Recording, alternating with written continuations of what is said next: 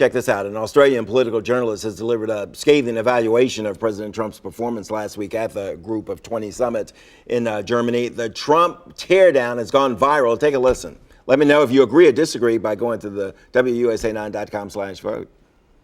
The President of the United States has a particular skill set, that he's identified an illness in Western democracies, but he has no cure for it and seems intent on exploiting it. And we've also learned that he has no desire and no capacity to lead the world. There's a tendency among some hopeful souls to confuse the speeches written for Trump with the thoughts of the man himself. But it's the unscripted Trump that's real, a man who barks out bile in 140 characters, who wastes his precious days as president at war with the West's institutions like the judiciary, independent government agencies and the free press. He was an uneasy, lonely, awkward figure at this gathering. So what did we learn? We learned that Donald Trump has pressed fast forward on the decline of the United States as a global leader. He managed to isolate his nation, to confuse and alienate his allies, and to diminish America. He will cede that power to China and Russia. Some will cheer the decline of America, but I think we'll miss it when it's gone. Your take?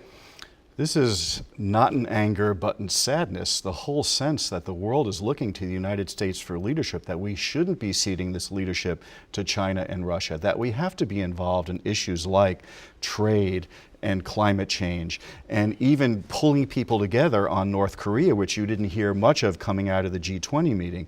So the whole notion that the United States is just going alone, isolated, lonely, away from all of these other world leaders, that makes people sad around the world, even perhaps more than angry, because they look to us. We've been a beacon of freedom, a beacon of hope, a beacon of democracy. We've stood for freedom of religion, freedom of press, and a lot of the countries that want to take that lead, they don't necessarily agree with all of those values. So a lot of folks around the world are going, we want America to lead. And the funny thing is, for years, they've always been sort of angry at America for being too powerful. But sort of now angry, envious, call it whatever you want. Correct. Yeah. But now that we're sort of stepping back, they're going, wow, I sort of miss that moral leadership that they exert on behalf of the rest of our countries. And you're the historian, but hasn't history shown us that where we're not there, where there is that void, somebody is going to fill that void? And quite often in the past, it's been our biggest enemies. Well, right. When there's a power vacuum, somebody fills it up. And look, Vladimir Putin, this has been his long game plan from the beginning. That's why he's wanted to weaken American democracy. That's why he's gone after us and tried to sort of push the Middle East in his direction. So he has a game plan. The Chinese have a game plan economically and politically and diplomatically.